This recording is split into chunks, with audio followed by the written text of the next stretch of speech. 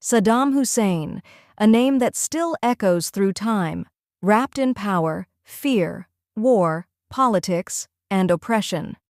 He was one of the most controversial leaders of the 20th century, ruling Iraq for decades and leaving a mark that the world has not forgotten. Saddam was born on April 28, 1937, in the small village of Al-Auja, near Tikrit in northern Iraq. His childhood was hard. His father passed away, and life with his stepfather offered no comfort. He was raised by relatives, and even as a child, a certain toughness, pride, and defiance began to shape his personality.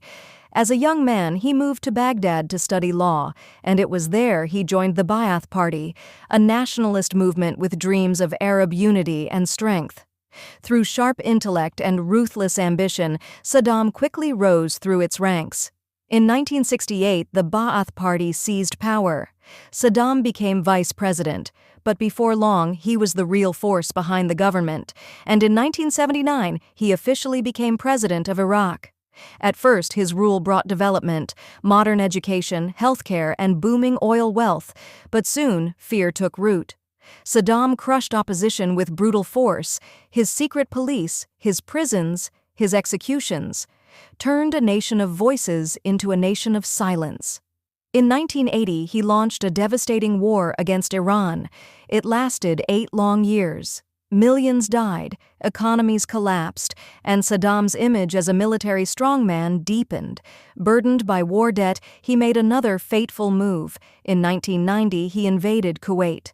The world watched in shock. A U.S.-led coalition responded swiftly. Iraq was defeated. Sanctions followed, and ordinary Iraqis paid the price with hunger, sickness, and darkness.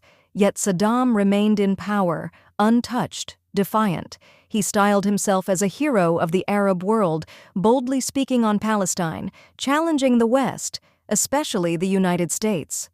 But behind the rhetoric was a darker truth. Chemical attacks on Kurds, brutal suppression of Shia uprisings. His legacy grew bloodier. In 2003, the U.S. invaded Iraq once again, accusing Saddam of hiding weapons of mass destruction.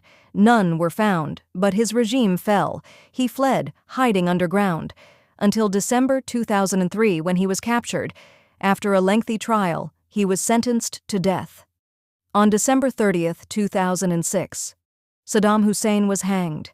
To some, he remains a symbol of strength, an Arab leader who never bowed. To others, he was a tyrant, a murderer, a man who ruled by fear. His life was a story of contradictions. He was educated, politically sharp, and yet capable of the most inhumane acts. His rise and fall remind us of a simple truth. When power forgets justice, nations suffer.